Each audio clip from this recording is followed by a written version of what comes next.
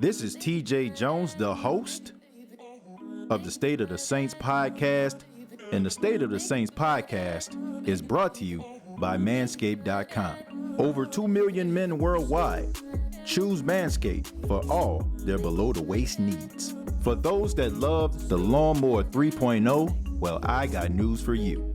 The Manscaped engineering team has confirmed that they have successfully created the Lawnmower 4.0. The Lawnmower 4.0 gives you the ability to turn the 4000K LED spotlight on and off when needed for a more precise shave. The new trimmer even allows you to customize your trim all through additional guards lengths, sizes 1 through 4. And looks-wise, it's sleek with a two-tone matte and gloss finish, even features a hot foil stamp, black chrome Manscaped logo. Show your more off loud and proud. Go to manscaped.com, use the promo code State of Saints, and you will save 20% off of the Lawnmower 4.0 as well as other Manscaped items. That's manscaped.com.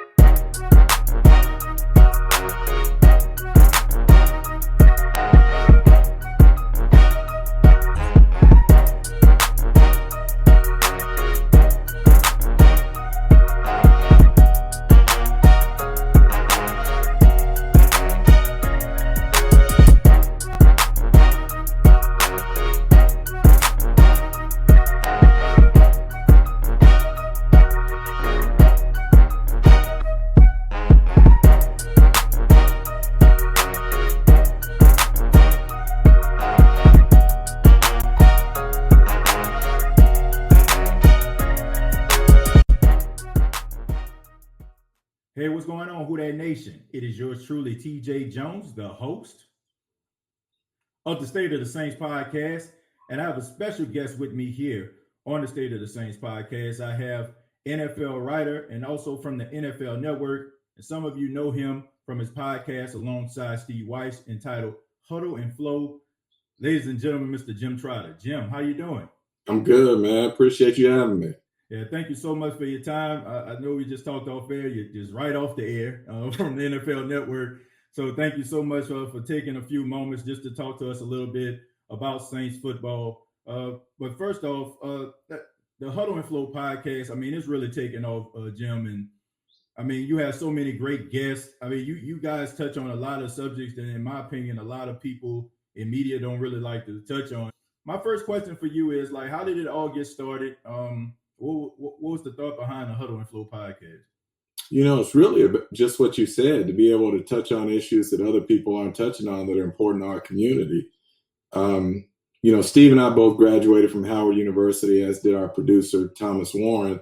And so when I joined the network in 2018, we went to the network about doing a podcast, and we said we wanted it to be sort of Afrocentric. We wanted it to be issues that relate to our community, to things that we went through growing up, to things that we see now. And no one said no, but no one said yes either. And so for 2 years, it just sat on a vine, and I like to say really died on a vine.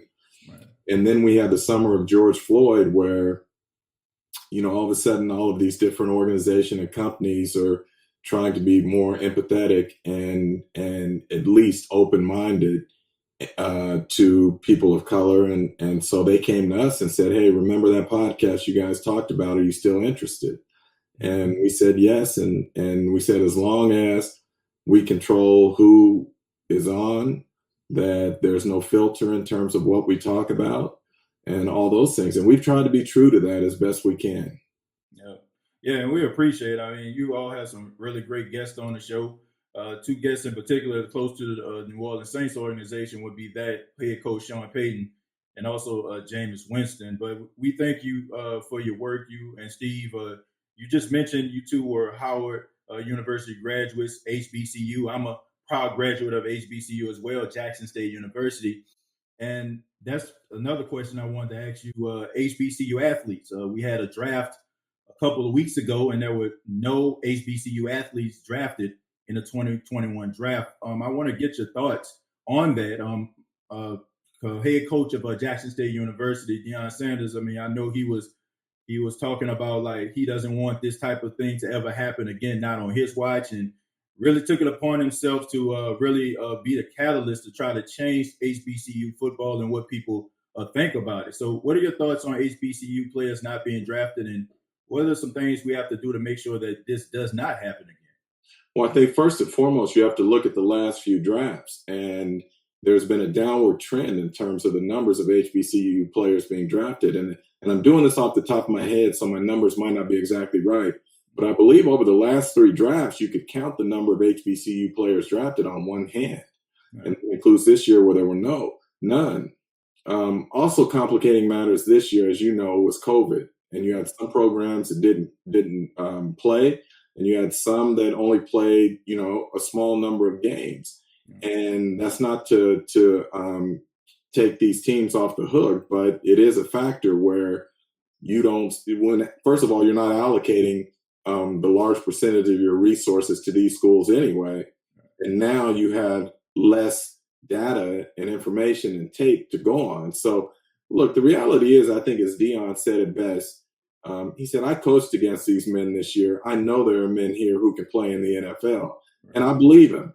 And I think what teams do is that sometimes it's strategic on their part, where they say they feel some of these HBCU players won't be drafted because of where they played, and therefore we can get them during the free agency period. We have a better shot of going out and choosing who we wanted. No one knows who we want, and we pay them, and we can do better that way. But getting back to the heart of your question, it's ridiculous, to me, that none were drafted. I'm sorry, as a product of an HBCU, as someone who knows the history of HBCUs, particularly as it relates to football, you can't tell me there aren't guys out there who can play in the NFL.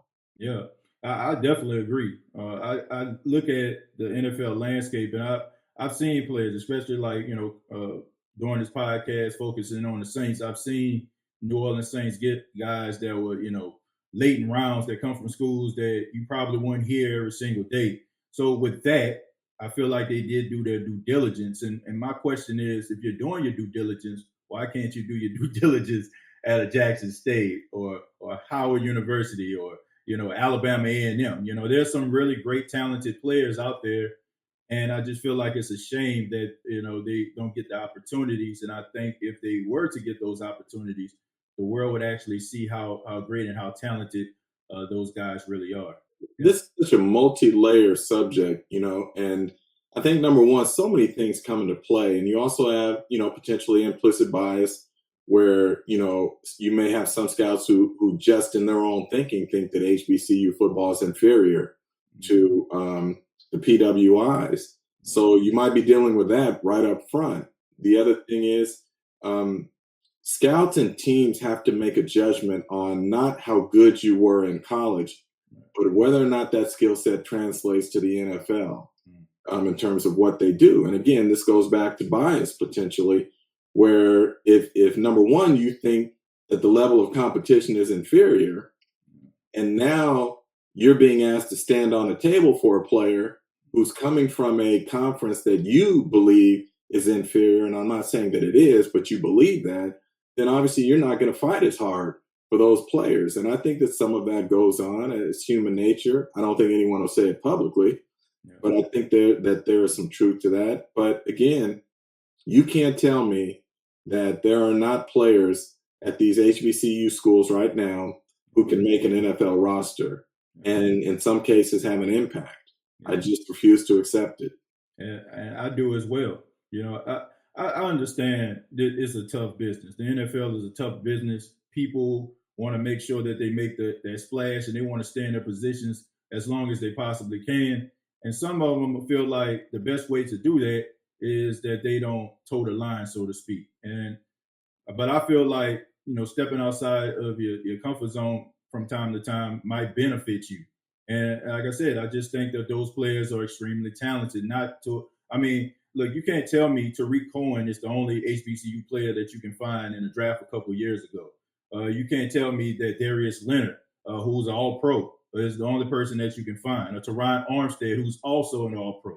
Right. You can't tell me that these are the only guys that you can find. And what makes these guys any different to believe that these are the only guys that can translate to the pros? Jim, it's kind of hard for me to accept.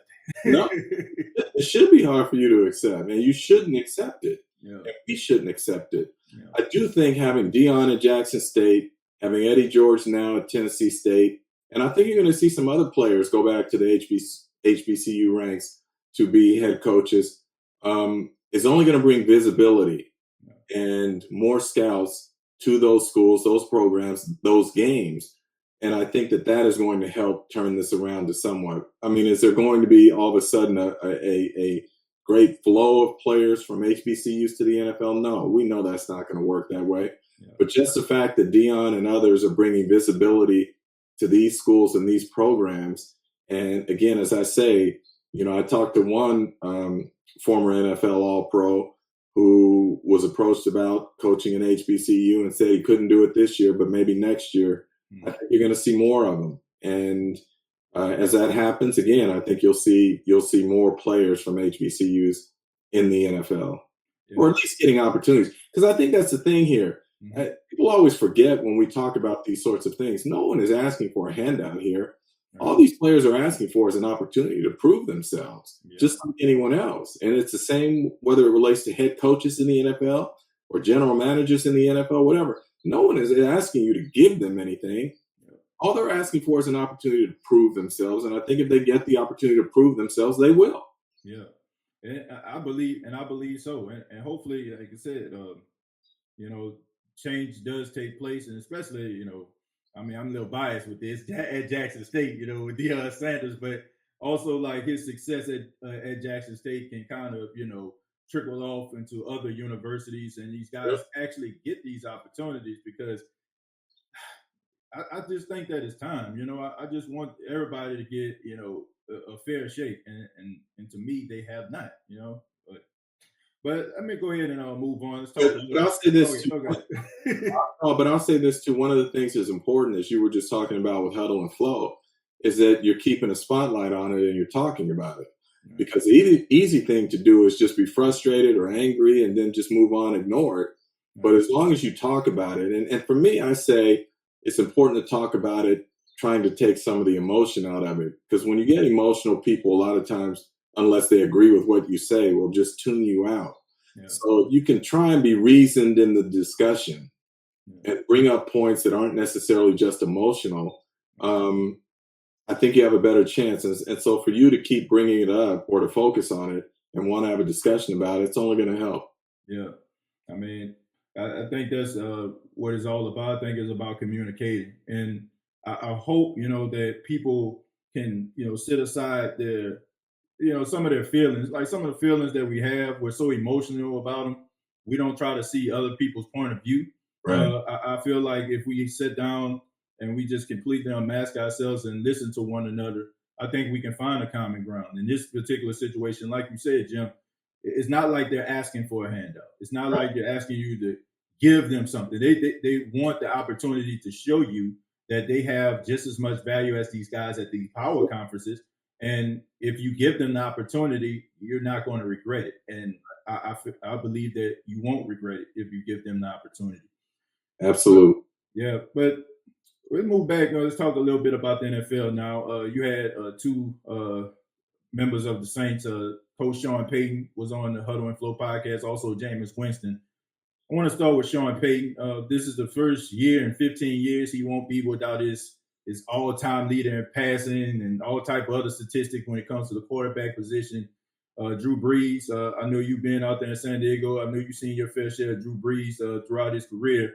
Yeah. But now, he moves forward, and now we have Taysom Hill, who's been with the New Orleans Saints for about 4 or 5 years now.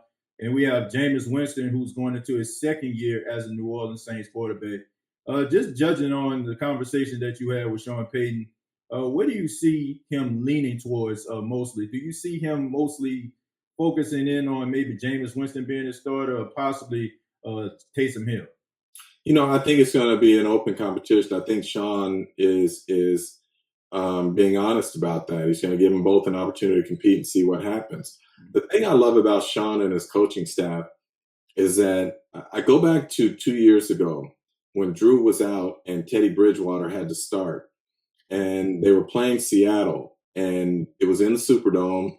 And I remember I was there, and then we're in the press room after, and Sean comes in, and the Saints had just won, and Sean's looking kind of down, and I'm like, man, what's going on here? And all of a sudden, he pulls back the curtains, and he's being honest, and he says, I didn't do a good job. Like, what do you mean you didn't do a good job? I didn't do a good job in terms of tailoring our game plan to Teddy Bridgewater. I can't call the same game with Teddy in there that I call with Drew in there. And I have to play to Teddy's strengths.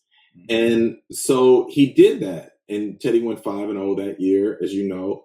And the next year when Drew goes down again, now Taysom Hill is in there as a starter. And the thing that I love is that you saw where Sean took the offense and said, okay, I've got to fit it to Taysom's skill set. And the first 2 games, they attempted very few, relatively speaking, passes. It was very run heavy. And then over the last couple or whatever, then they opened the offense up a little bit. And they if memory serves me right, finished 3-1 with Taysom as the starter last year. So what that says to me is, number one, regardless of whether it's Taysom or it's Jameis, Sean is going to fit the offense to the skill set of whoever is behind center. The thing that gave me and gave Steve a clear understanding of where the Saints were going this offseason is where Sean said, in talking about quarterbacks for 2021, that he's probably already on our roster. Meaning it was Taysom or Jameis. So we knew right there, knowing that Jameis on a 1-year deal, they were going to bring Jameis back, barring some team just completely, opening up its financial coffers for Jameis, which you didn't see happening because you didn't see it happening the year before. Now, having said all of that, here's how I believe this is going to play out. I believe Jameis is going to be the starter. And I believe that Taysom will continue to fill the role that he does from this standpoint. Think about this: if Taysom is your starter, now that threat, that versatility that you have with Taysom in terms of whether it's running, whether it's blocking, whether it's H-back, tight end, you don't have that now. Right. So your offense is not as diverse. Right. So for me, now I look at Jameis and I say, okay, he threw 30 touchdowns 2 years ago. Now he had 30 interceptions, which obviously is insane. But when you talk to Jameis about it and you listen to his mindset behind why that happened and how he has learned from it, I do believe he's going to be a better quarterback, having been able to sit the bench for a year, to study Drew Brees. Look, Jameis Winston right now thinks he's Drew Brees. I mean, that's the reality in terms of how he studied Drew, what he learned from Drew. And now in the offseason, he's training with Drew's trainer, and he's doing many of the things that Drew did. Even Jameis coming out here to San Diego to work with Drew's trainer, because Drew has a home out here in the offseason. This is where he and his family would come. So the one thing I took from Jameis that was so important that he learned from Drew, he said there was a game where the Saints were behind in the fourth quarter and the final 2 minutes. And in his head, he's thinking, man, we got to push the ball downfield. We got to go deep. We got to hurry up. We got to score. And he's watching Drew, and Drew is just going methodically down the field. And so when Jameis asked him about it, Drew told him, don't be results-oriented, be decision-oriented, meaning you continue to run the offense. You continue to take what the defense is giving you, because when you force it, that's usually when bad things happen. And for Jameis, that's what he found out in Tampa. He's got the reputation of being a gunslinger, of being a guy who's going to push it down the field. And so whenever Tampa got in those situations where they needed a quick score or whatever, he's trying to get the big play every time instead of being decision-oriented and taking what the defense is giving him and moving the ball down the field that way. I believe that's going to be in the back of his mind. As he says, he used to think of game manager as a bad description, a bad title. He now believes it's a positive. Now, is he just blowing smoke up my rear end? It's possible. But we're going to find out. But I believe that he has learned. And I believe this. If he hasn't, Sean Payton will get him up out of there. Yeah. I mean, it's a 1-year deal that they're dealing with right now. I mean, so this is a prove it deal for Jameis Winston, and not only here in New Orleans for the Saints, it's other places as well. Because trust and believe, if he goes out there and he flops, other teams are going to be like, I don't know about that. But if he goes out there and he plays well, I mean, he'll put himself in a position to be able to maximize on what he done this past season. I'm gonna tell you this. I'm gonna tell you this right now. He is not gonna flop. Yeah, I believe that too. Now he might not be all pro, but he is not gonna flop. Yeah, I believe he's gonna have a very successful season. Yeah. I really do. I believe that too, because you mentioned it when you were talking about with Teddy Bridgewater. When Sean Payton realized that, okay, I need to play to Teddy's strengths, right? He went out there and he devised a game plan to fit his strengths. I look at Jameis Winston out in Tampa, right? Bruce Arians, I mean, I like him a lot, but it seems like he really trusts his system and he doesn't like to shy away from what he's doing. So I think a lot of those times where Jameis was pushing the ball down the field, it was something that Bruce Arians kind of wanted him to do and wanted him to be. And you look at even with Tom Brady at the beginning of the season, when he was running a Tampa offense, it was the same way. But then when, I guess after that bye week and they started to implement things were a little bit more Tom Brady friendly, they started to get different results. So I feel like Sean Payton is going to, sit down with Jameis and say, see what Jameis does well and going to make an offensive scheme around him. And I think that people are going to see the best of Jameis Winston based on it. I don't think that Sean is going to put him in positions where he can throw 30 interceptions. I don't see that happening. I mean, a lot of things that the Saints do offensively, I didn't see Tampa do when Jameis was there. Didn't have a good offensive line, didn't have a really adequate running game, had talented receivers, but that was about it. So I really feel like they're putting things in place that are going to make him succeed as a quarterback. And I guess my question is to you: you had opportunity, you and Steve had opportunity to interview him and talk to him. Do you all hear and see a different Jameis Winston than you probably would have seen a couple years ago? Do you believe in what you saw in that interview? Yeah, look, the reality is you get older, you get wiser. And if you don't, you're going to have problems. Yeah. And I believe that Jameis is older. I believe he's wiser. He talks about his faith now, being more into the Bible. He's a family man now, having a young one.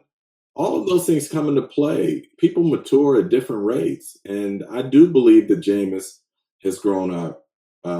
I do believe that when you watch these tapes of him out here training and whatnot, he's putting in the time. Right. And that was never an issue. I never, ever, even in Tampa, heard anyone say, well, he doesn't work hard or whatever. He's always worked hard. Mm-hmm. He just at times was his own worst enemy when it came to decision-making on the field, right, in terms of ball security. So, yes, I believe that Jameis has matured. I believe he's a different player than he was 2 years ago, which he should be. And I believe that under Sean Payton and Pete Carmichael and that staff, that he's going to do really well, barring injuries.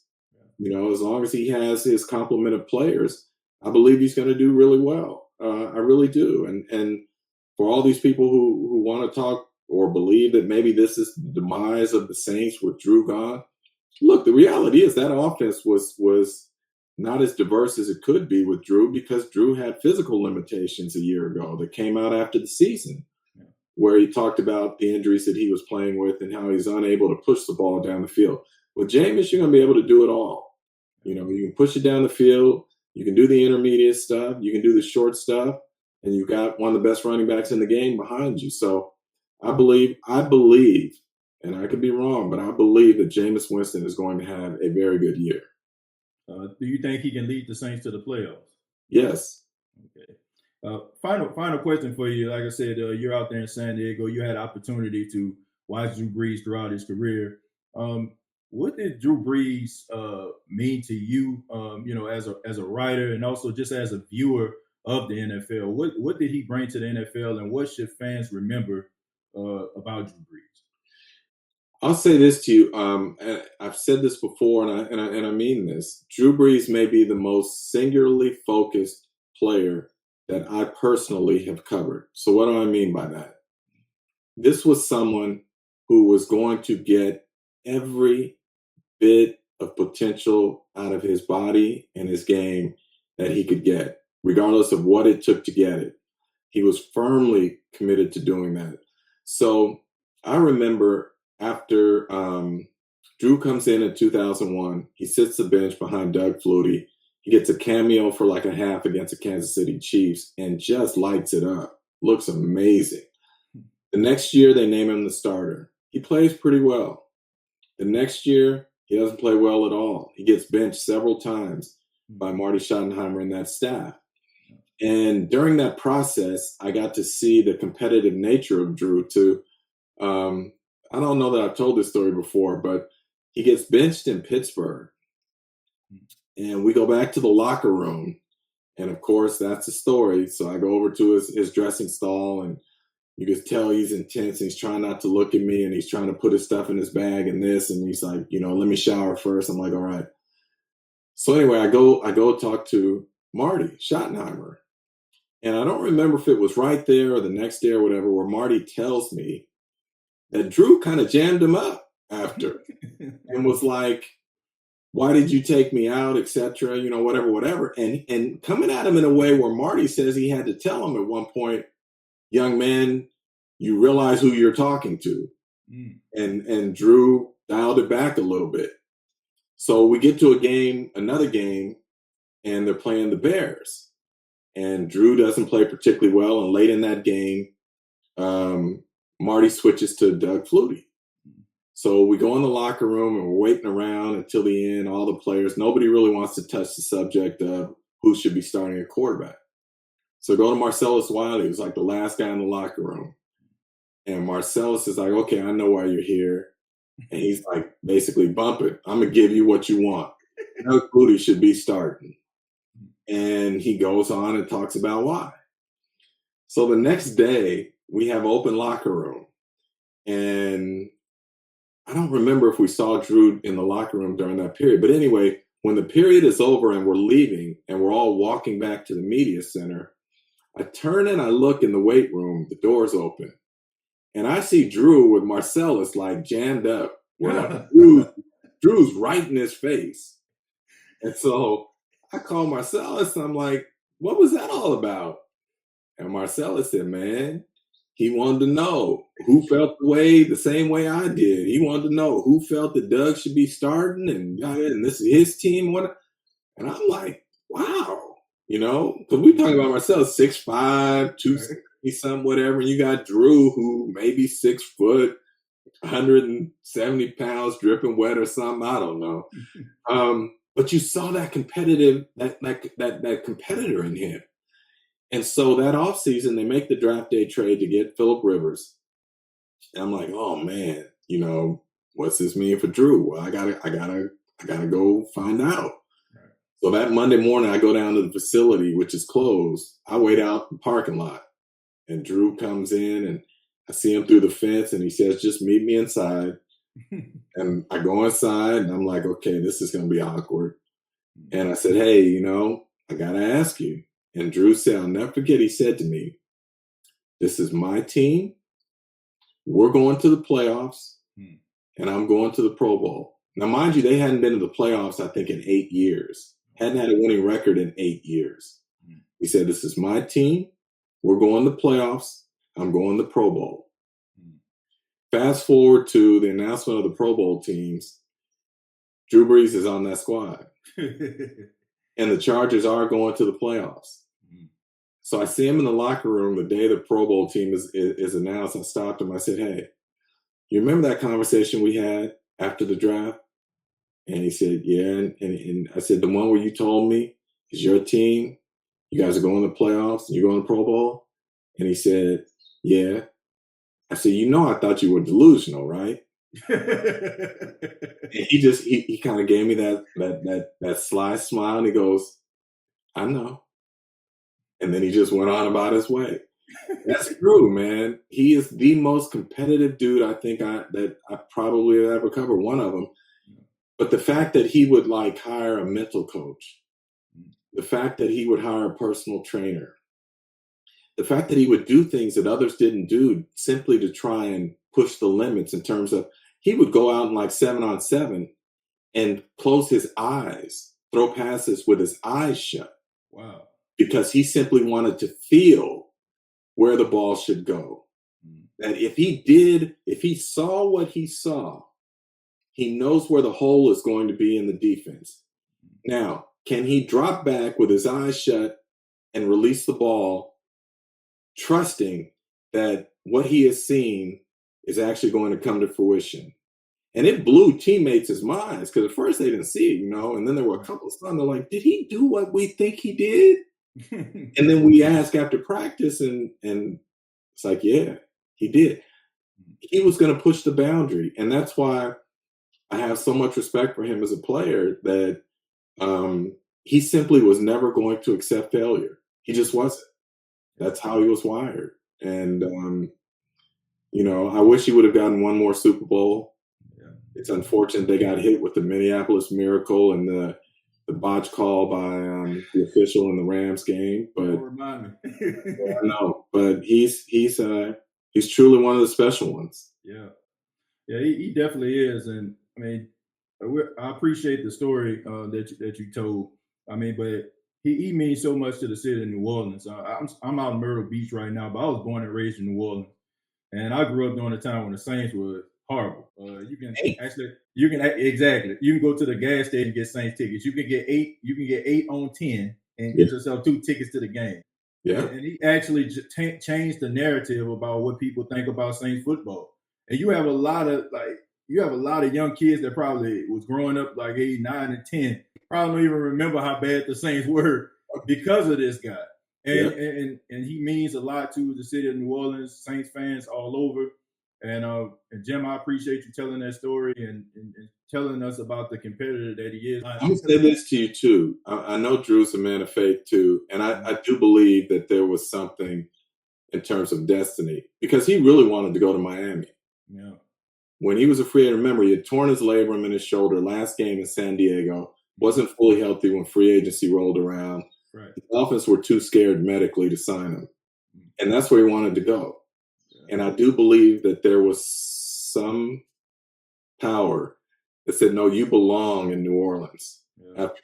After Katrina and everything else that's gone on, you belong here. And the commissioner at that time stepping in and saying that the Bensons couldn't move the team to San Antonio, that there is something you're needed here. Yeah. And I want to say this too. We need to give some credit to his wife. Yeah. Because I remember there were times I had to write some pretty critical things of Drew out in San Diego of his play.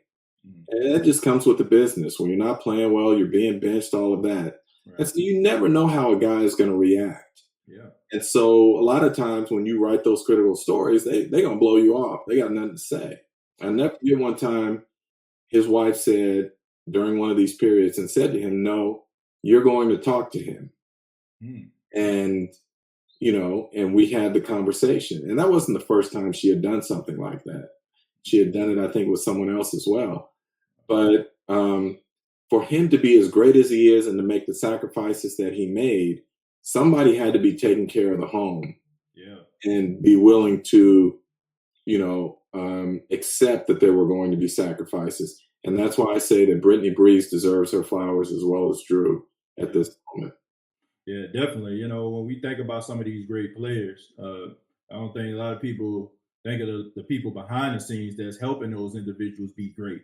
They have 4 kids together. I mean, he has to stay focused, stay dialed in, got to get prepared. And pretty sure there's nights you got to stay up in order to go over game concepts and being away from the family. Somebody has to take care of home and keep everything together. So Brittany Brees, I mean, she definitely deserves all the credit in the world and for what she's done. I mean, also even in a community, state of Louisiana, I mean, she's really ingrained into the fabric of Louisiana. I mean, from doing nonprofit organization work, donating money all across Louisiana. We appreciate everything she does, no doubt about that.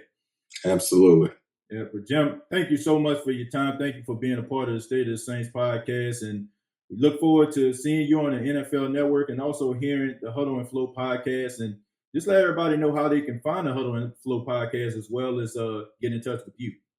Yeah, it's we're on a break right now, so I'm not sure when it'll be starting back up. But we're on Apple, we're on Spotify, but also the NFL just partnered with iHeartRadio in terms of its podcast platform. So it'll be found there once it resumes.